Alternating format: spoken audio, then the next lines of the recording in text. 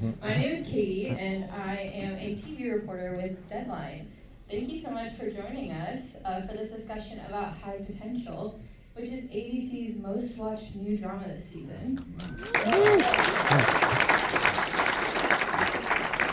Hopefully you enjoyed the pilot, and you can use the holidays to catch up before the show returns on January 7th. Hi, everybody.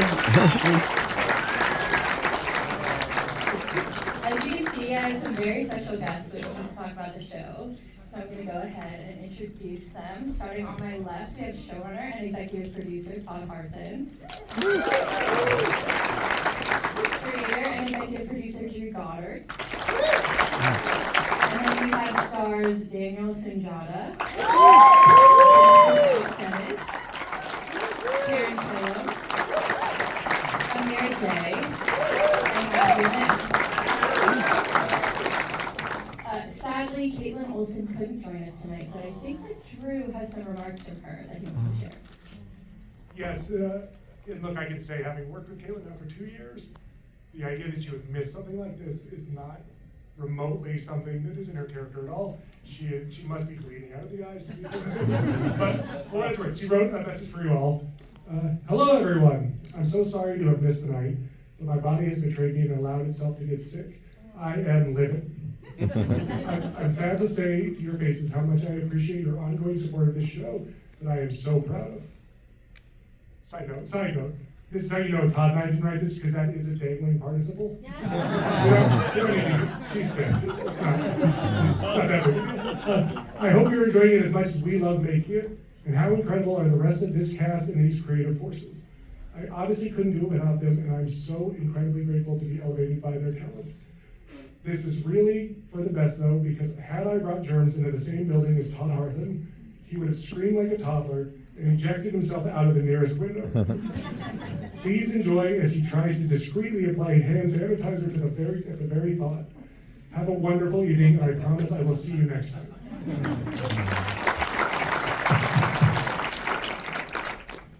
I was the germaphobe. It all finds its way on screen. What hand sanitizer? It's lavender.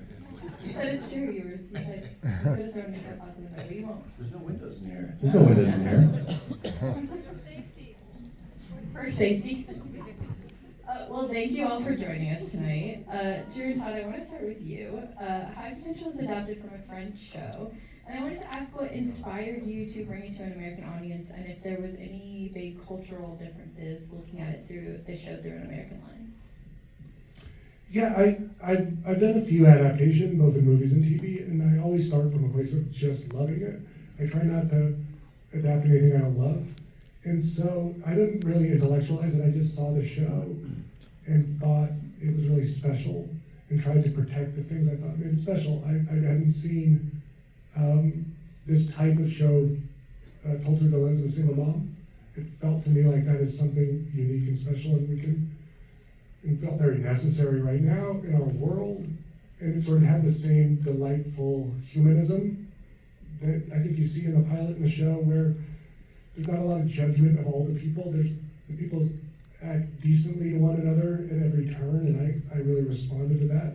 And so, I mean, truthfully, no, I don't know that there was a lot of things that were French other than, just the French names. Like, truthfully, it really hinged on humanism, and I think that transcended any cultural differences. Morgan is a very brilliant character, and often when we see that type of character on screen, they don't feel quite so relatable, and I'm curious how you made her feel so down to earth and relatable despite having a high IQ and she's kind of just a whiz. I mean, it really started with the family. I really felt strongly that if this show was going to work, that the family needed to have equal weight to the police station. I think a lot of times shows in the procedural world, what they deal with is the cops are, you occasionally see their family and it's almost cosmetic. And what I felt strongly, and Todd and I talk about a lot, is the family is the show. There's no A stories and B stories on this show. It's one story. just because it may be in a minor key on the family one time, but another episode, they're front and center, the theme is the same. You know, you guys just watch the pilot, it's very much like, oh no, what she's going through at home makes you realize she wants to take this job to be better for her kids. We're tying this thing together in that way, and we're being aggressive about it, and quite frankly, part of that comes down to casting exquisite actors to play her children, her ex-husband, like it is without question. 100%. And to see, and we work really hard to let them shine and see them be fully realized so that it isn't just this thing that is in the background, it's front and center. Yeah, Daniel and Deniz, I want to ask you about the chemistry with Caitlin on this show, and you know, right off the bat in the pilot, you can sense a great back and forth between her and these detectives, and I'm curious how you started to curate that with her. So did you have nothing? Yeah, no, it was, I mean, Caitlin's a powerhouse, and see, she just sort of came in, and again, I think, like Drew said, the casting was so spot on. Everyone had their little piece, and it came together itself, organically. And we were just really sort of thrown into the deep end altogether, and somehow it all just worked, and we somehow like each other and don't hate each other, and I think that helps. I'm just learning that Deniz is Australian. Yeah, Is this surprising to you guys too? Wow, he's a good actor. Yeah. I would chime in and say that a lot of it was also on the page, and also when you shoot a pilot, we shot the pilot in Vancouver in March of 2023, you have a lot more time to shoot a pilot than you do to have to shoot every subsequent episode, and that gave us time to, I think, find the chemistry between the cast and to gel personally as well as professionally on set. I had never met Caitlin before. I was a huge fan of hers, going back years, Hacks, and obviously Always Sunny in Philadelphia. We were on the same network on FX for a while, but we had never really met. So just trying to figure out, I knew that the chemistry between Karadec and Morgan was going to be one of the key elements to the show. How much of a curmudgeon should I play versus, this kind of reluctant acquiescence to her obvious genius. And so trying to find that, was kind of the probably the biggest obstacle, but Caitlin made it very easy. She's very, very easy to work with, and you never feel like you're acting with your boss. And I think you're right with the Vancouver, the pilot being shot in Vancouver. It felt like we were like at camp. Like we were all like away from our families, away from responsibilities, and like forced together at camp if a month to do this pilot. Yeah. Going off of that, Drew and Todd, I want to kick it back to you for a second. Caitlin is known for her comedy, and she is a powerhouse in comedy. What made you confident she could lead this family drama? I think, in general, I've never really seen the difference. I feel like if you can shine in comedy, it's a wonderful sign that you can shine in drama, and vice versa. Like, I do feel like we are all funny people, we're all dramatic people. Talent is talent, and people can find these ways in. You just have that feeling, like from watching Caitlin, even when she's being funny on something as broad as Sunny, it's always human, which is really hard to do. And you could just see, like, if she can break my heart, acting opposite Danny DeVito crawling out of the couch, boiled up, like, you're like, all right, we'll be fine. I just learned to trust it. You just find exquisite actors and we figure it out. Like, I've always bristled at the idea that we have to divide the world between comedy and drama. Amirah and Matthew, how has it been to figure out what the family dynamic looks like? Sure. Okay. Oh boy, no pressure. Caitlin is so great to work with, and she's like a lead. She's like, it's hard to explain. She's like such a good role model, and to be able to just, work with her and see everything she does, she really helps lead this entire show, obviously. But on top of that, just being so kind and genuine. But it's been a lot of fun to work with her and Amirah and everyone else. Yeah, I feel like Caitlin is very naturally nurturing and motherly, so playing her daughter hasn't been very hard. It feels very natural to do, and especially because Ava and Morgan's dynamic is very interesting, and they kind of butt heads at times. But I feel like it adds a nice vulnerability to the storyline that I think is really, it's a beautiful story that's being told. And it's also like, I forgot to say this earlier, but you're right, thank you. It's like especially the bond with me and Caitlin, with that having that high IQ, and it's like you have your own special moments, and I think that's really special and helps lead those family moments, and it's a lot of fun. Yeah, absolutely. Taran, kind of going off of that, what has it been like to work with these kids and, play Caitlin's ex-husband? Yeah, I mean, both of these actors are some of the finest talent I've ever worked with, and I know it, but Caitlin deserves a lot of credit for setting the tone. And I knew Caitlin personally as a parent first. Our kids went to the same school. So seeing her name attached to this was very exciting for me. And she does a great job of sort of making it, I feel, a safe place to explore. She cares, and as a leader, that's really, really what all you can hope for on set. So far, what has been one of the most compelling things you've learned while working on the show, especially from that crime procedural standpoint, if the detectives want to chime in? I never really grew up watching a lot of procedural TV. My dad and I used to watch Hill Street Blues together, like back in the day. And I can't say that if I had had a magic wand 5 years ago that's what I would have wanted to do. My mind and my heart have been changed. I see procedural television. It's a genre of sorts, and one of the things that's amazing about our show is that we're kind of like expanding the genre with what Caitlin obviously brings to the show. But kind of look at it as a sandbox. So there's boundaries, right? You're either in it, you're in the genre, or you're outside of the genre. But within the sandbox, there are infinitesimal grains of sand, and you can build all kinds of sandboxes. So the mind blower for me was figuring out that you could find freedom within the stricture of form. You know what I mean? And without being able to do that, I think it would become monotonous. It would become boring. But there's never been a boring day on our set for me. Biggest thing I learned was how bad of a detective I'd be. Like, it's really hard. The things that we figure out and the Caitlin figures out, it's really hard. There's a lot of like tension. I have to agree that. Yeah, I don't think it would be great. I mean, I think, I'm not going to speak for you, but I personally would not be a good detective. Well, cooking that stuff up in the writer's room is also hard. And it just doesn't come naturally. Drew, right? I mean, I just write cop stuff. There is a scene in the pilot where she points out the wind wouldn't be blowing from that direction. I would never. What? Yeah, to be fair, that was in a French show. So, So credit. I can't really take anything for that.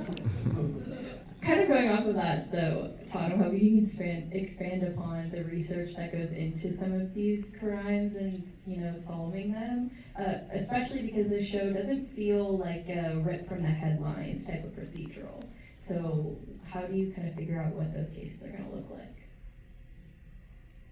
oh man, they're all so different.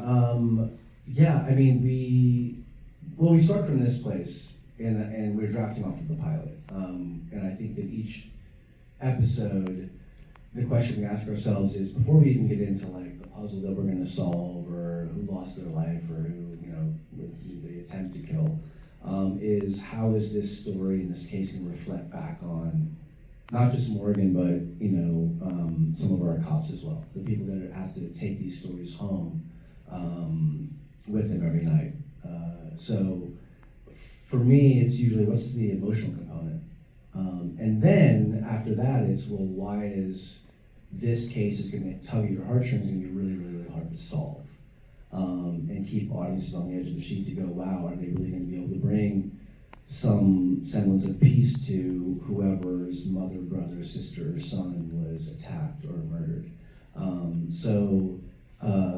From a baseline, it's just, why do you care? And then after that, it's, why is it really, really, really hard to solve? And then we lean on lots of research so that we don't get lazy with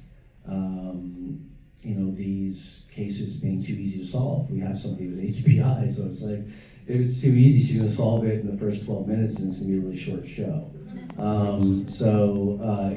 This, I will tell you that when I came onto this, I wildly underestimated how hard it was going to be to build each hour of it, to make each one of them their own gem, to give each one of them their own identity. And it's a wonderful challenge, but it's definitely the hardest show I've ever done. And I wanted to chime in too, because I think one of the amazing things that Todd has done when he came on as our new showrunner is adds these levels of dimensionality to, like, yes, she's a high potential intellectual, but if she was able to do everything on her own, then there would be no necessity for the bullpen. There would be no necessity for Oz, for Daphne, or for Lieutenant Soto. So striking a balance between her obvious genius and what the detectives bring, in their own way, their own individual talents, and how that all kind of gels together. I think that was a very tight balancing act that I think you and the writers have done a fantastic job doing. Because there was a point where we were like, okay, well, why are we here? And by the middle of the season, by the end of the season, we know exactly why we're here, and that's thanks to you.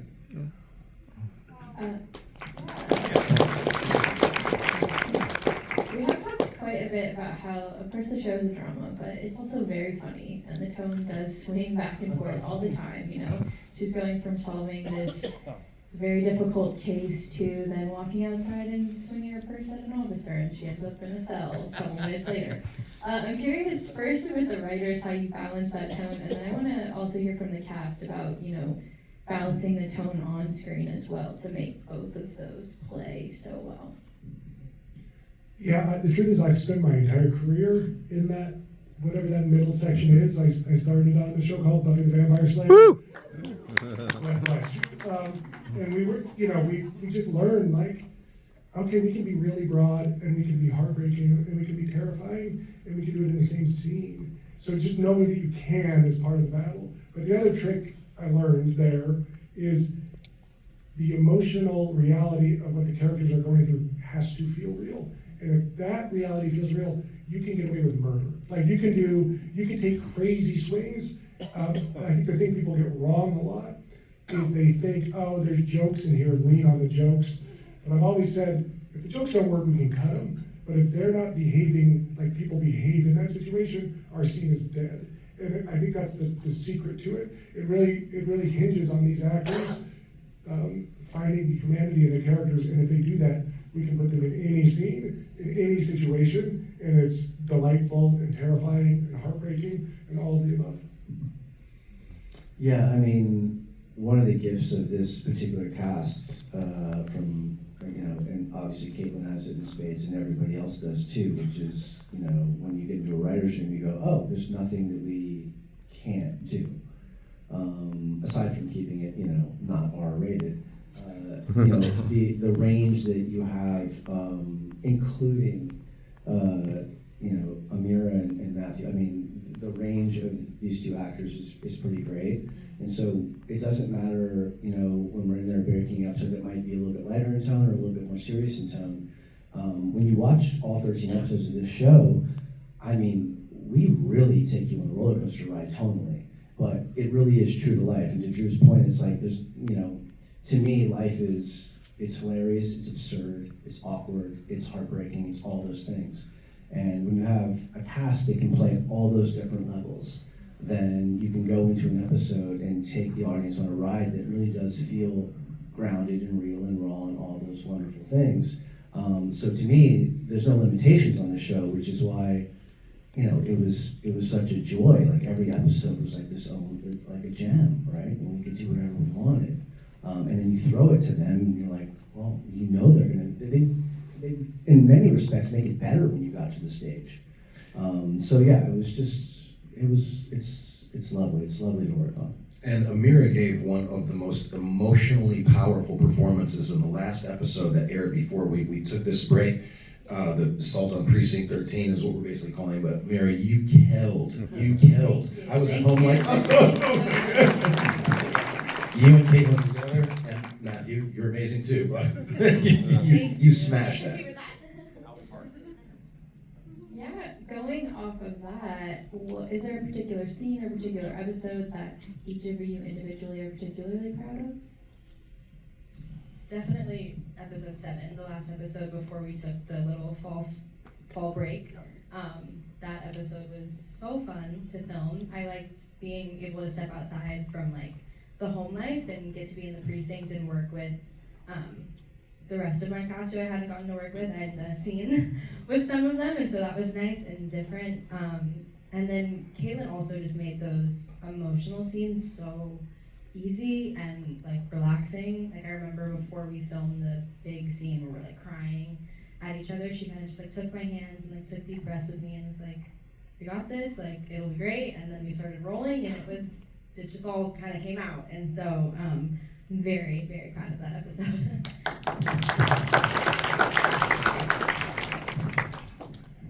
Can I say something? Okay. One that I think for me is it hasn't came out yet, and they've mixed around and put them a few episodes different together. So I don't know which one it is for sure. But it's one where I have a really special moment with Caitlin, and same how you kind of said with your emotional scene.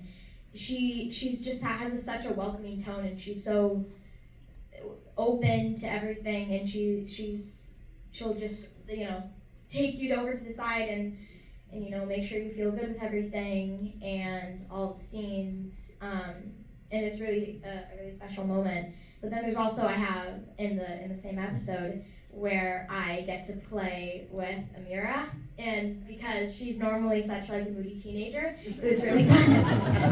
Not in real life, of course, but it was really fun to have that like different sort of tone to it. I mean, I'm enjoying all of the episodes because to Amirah's point, the family is a little compartmentalized. So I'm getting to kind of, you can read it on the page, but to see it played out is such a different experience. So along with all 20 million plus 7 across all digital platform audience members and all demos. No, I'm really enjoying it, and Todd's point too, and everything, what I'm most proud of being a small part of this series is that it's elevating off the page. The stories start so strong and are so great, but every episode that I've seen thus far, just seeing it actualized, it steps it up, in so many degrees, and is really it's a special show. I'm proud to be a part of it. I remember you guys just watched the pilot, so I remember shooting the scene where they're in the bathroom, and it's Daniel and Caitlin, and it's a deceptively hard scene because for starters we're in an actual tiny bathroom, and that scene to kind of what Daniel was talking about earlier, where I think in a traditional cop show, his role in that scene is to sort of be the sort of hard charging detective, right? And we sort of set that up. He's sort of antagonistic to Morgan for the first half to sort of make the audience feel comfortable, because I knew we were going to flop that dynamic, and that dynamic flops in that scene. So when you watch that scene, the two of them are exquisite because they both start really amped up each other. They're both hilarious in that scene. Like when you guys are, and Alethea, our director, shot it so exquisitely because we're moving in closer as the tension's building, and then it shifts. Because what actually starts happening is Daniel sees her, right? And she sees him see her. And it's not in the dialogue, it's in the performance. And by the end of that scene, they're partners. And I remember watching that happen in that small bathroom in Vancouver and going, we have a show. And it's those moments that you're chasing as an artist in this business when you're just looking for that magic, and watching the two of them become partners over the course of 3 minutes. I felt it, and I go, oh, we can do a whole series because of these two right now. And it was really special. It was really special. I remember that. How has it been to see the audience reception to the show? I know Taran joked a bit about the ratings, but it is ABC's most watched new drama this season. This is true. Literally 2 weeks ago, Mary Lou Henner came up to me and was like, "You got to put me on that show because I don't know if you know this fact about her, but she has this incredible recall, and she said that High Potential is as close to a portrayal of what she actually has. And so that one, it was just exciting to talk to Mary Lou Henner because I'm a big fan. But it was such a great compliment to be like, no, as elevated a concept as this is, there are people who are watching it and seeing it and going like, no, I can relate. That's really me. And also, she wants to play Caitlin's mom on the show. Oh. Guys, keep this quiet. That's a very good idea. It's kind of crazy seeing like people from different walks of life that you wouldn't expect that have really been drawn to the show. They're like friends and family that are just like really watching. They have you think have completely different interests, have all unified around this one. So it's kind of cool to see how it brings so many people together to this a specific show that can do that. Yeah, it feels like the power of broadcast television, right? And that I'm hearing from family members and long lost friends that it's so great to be on a network television show, and that's still, the way that a vast majority of people consume content, and that they're seeing it and that they're responding and enjoying it is really incredible. Yeah, I mean, for me, selfishly, it's you get a great cast and crew for a show that shoots in Los Angeles, which is a lovely thing, right? Amazing actors, amazing directors, amazing community here. There's an infectious quality to the show. There's a charm to the show that is in the actual fictional TV show that we're making, but it's behind the scenes too. And it's a lovely place to show up every day. And if we get to continue to do it for many seasons to come, for me, the idea that it's found a meaningful audience and is ticked up each week, you know what I mean? That's pretty rare. It's the first time in my career, I've been doing this for 20 years, where each week you go, wait, more people watched it. That's a lovely thing. So it's just, you find this little TV family and it's working, and it's rewarding for everybody to keep their jobs and to create more jobs, right? Lots of guest stars and new recurring roles coming, hopefully in success, and it's good for everybody. It's good for everybody in this panel, but beyond that, we have an incredible, massive crew of people that make us pull this off every week, and it's a lovely thing. CK Bellado, are you in the house? Yeah, my man. Stand up for a second. So in episode number 4, I think it aired episode number 2, we did an action sequence in a kitchen where the sprinklers are on, and the stunt man made me look like I was a tough guy. That's me and this guy right here. That's me. Let's go! Mentioned this a bit at the beginning of the conversation, but of course Morgan is a single mom, and she's a very resilient character. And I'm curious, how you think that the character just speaks to resiliency and empowerment, especially for women, and having such a strong lead female character. I mean, I have 3 children of my own.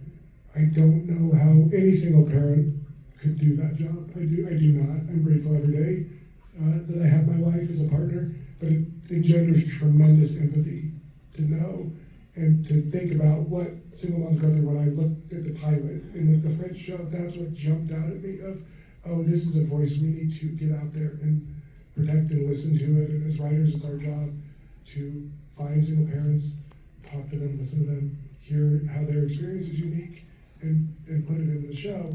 And then Caitlin would tell you the same thing, that that's why she wants to play this part, because it is a voice that is not out there, and she is trying, she lives this for us. She is not just our lead, she is also our producer, and it is not a cosmetic title. She's weighing in on every script, on every cut, on every casting decision, and she takes the responsibility of who she is playing very, very, very seriously. And I think that can't help but just bleed through the screen.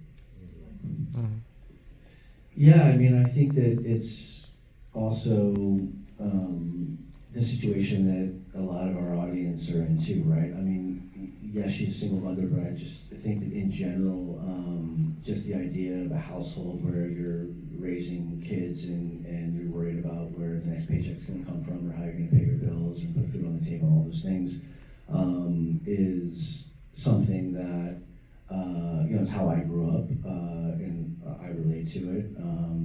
And I do think that there's that will never go away in the show. Like, that is just part of her identity, which is, I'm going to go out and be a consultant and help solve cases, but ultimately, she's a mother who's there to sort of protect and raise two wonderful children. And I think by extension of that, I think one of the things that we continue to preserve and that we will preserve in this series is this wonderful relationship she has with Ludo, right? I think there's this trope that you can fall into where it's like, oh, well, tension is good for television, so let's have them at each other's throats, and custody and these kinds of things. And yes, that's also a real part of the world, and we can tell those stories. But I think there's just something lovely about these two people who are willing to move mountains to create an environment that's good for their children. And I think that I just love those stories. And I was just saying to Drew before we came out here, I'm like, man, if we do however many more of these episodes, it's like that, the strength of this family and the charm of and the bond between these children and these two parents who aren't in a relationship anymore, has to continue to be like one of the main arteries of this show. Because I love it, and I think that it does feel like a fresh approach to telling those stories. I love the scene where she's negotiating. She's like, I'll take 20% more and I'll have childcare. I was like, yeah, give her 50%. She plays it so well, but I also just love seeing, like a strong female negotiating on television like that. And I guess we should mention Judy, who plays Soto, Judy Reyes, who is one of our many, many, many not-so-secret weapons. But similarly, what you don't see is two women listening to each other. Like, the show ends intentionally with saying, you got a deal. Because it is, I think, and I've been guilty of this, like we have been so indoctrinated into conflict equals drama, right? And so we don't always see scenes where two reasonable people disagree and figure it out together and support each other.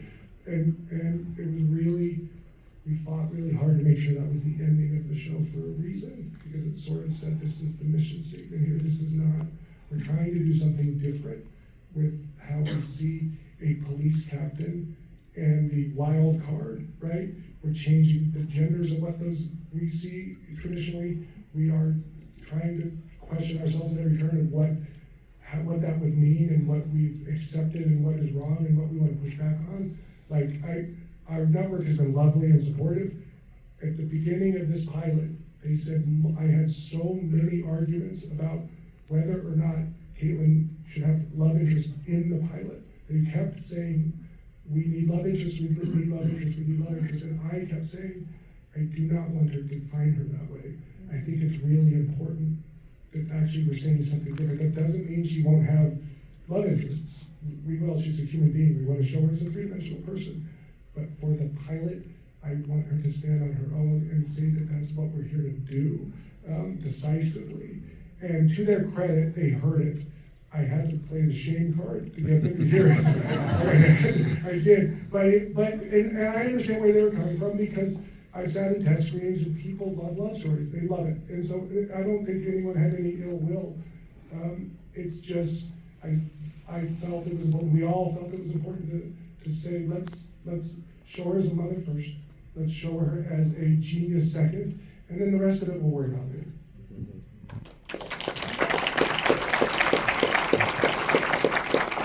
So I think we've had a bit of fun during this conversation, but I want to have a little bit more.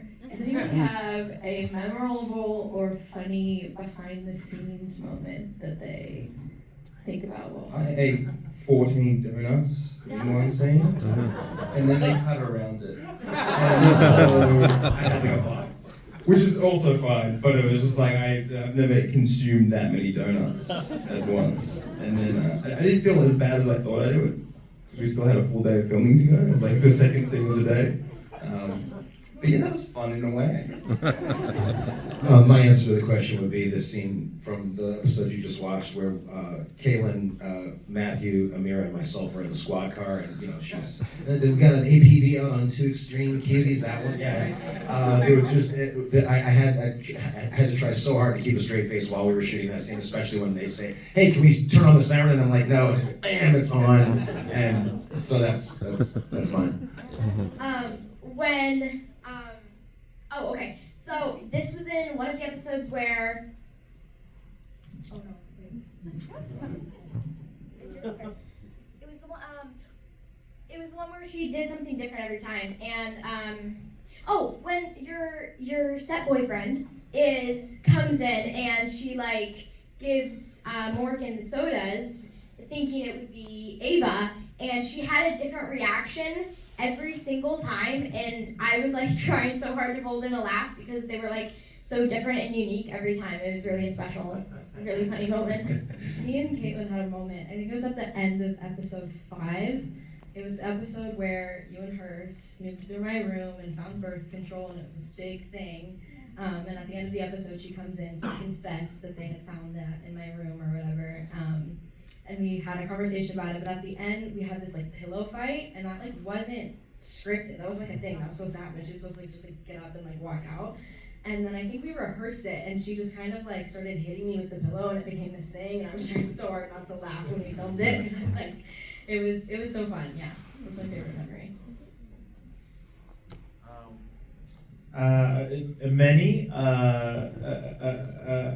Amirah driving was really fun. Oh yeah. That was a really good one. I forgot about That old car. I mean, it is an old car, and what was great.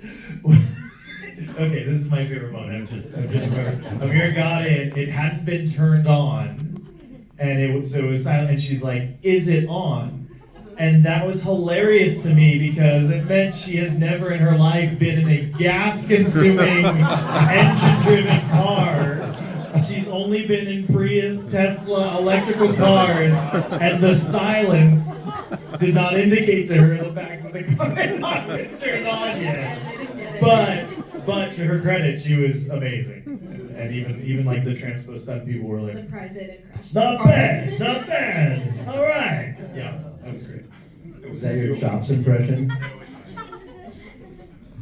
I think it was 14 donuts. Yeah. I don't think we wrote that scene. No, it was they really this donuts came in. I was like, well, I'm gonna eat one of these. There's donuts in front of me. It was my own fault. I made the choice to let's eat it. I think Javisi was like, I'm just gonna take one bite and put it away. Because the guy eats grilled chicken, quinoa, and mixed vegetables 5 times a day, every day, 7 days a week. So of course you're gonna eat donuts. It's using this excuse. What are you most looking forward to about this return from the fall break, and what's in store for the rest of the season? How much can we give away? Not a lot. Right. I mean, I'll kick that off. I mean, there's 6 more to come when we come back, and I guess what I'm excited about is it's a crazy roller coaster ride. It really is. I mean, when I touched on it earlier about, we can do these episodes that each have their own identity and play with tone. We're really doing that in the back half. I guess what I'm most proud about and what I'm most looking forward to is how the relationships between Morgan and this found family really evolve, because they really do deepen in the back half. And I think you really do get a better sense of this selfless friendships that are developing. And I think that we did a pretty good job of really leaning into that. And I just absolutely love our finale. Our season 1 finale is, James Roday Rodriguez directed it. These guys crushed it. It was a wildly ambitious episode. It's got a couple of cliffhangers that I think are just gonna really punch people in the face in a way that I really appreciate. So I can't wait till we come back. I think people are going to be really excited. I'm excited to see more of a family story. I mean, like we don't see it again. We read it and it gets elevated when they do it. Instead of watching it every week, it's like this is the show I'm watching because I've seen all this other stuff. I was there for it. You know what I mean? But this is the one that's really exciting. That family drama, that family story is really what brings me back. Amirah, Matthew, do you have anything you're excited about? I think I'm excited to find out more about Kayla's dad, which we talk about in the back half.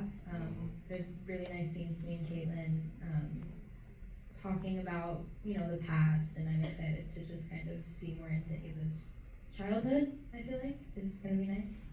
I would agree, by the way. I think that particular plot line, that's, it's a procedural, but that is the one serialized plot line that I think is the most interesting and the most fascinating and probably has our fans most on the edge of their seats. They always want to find out about Ava's dad. Always want to find out. Yeah. So do I.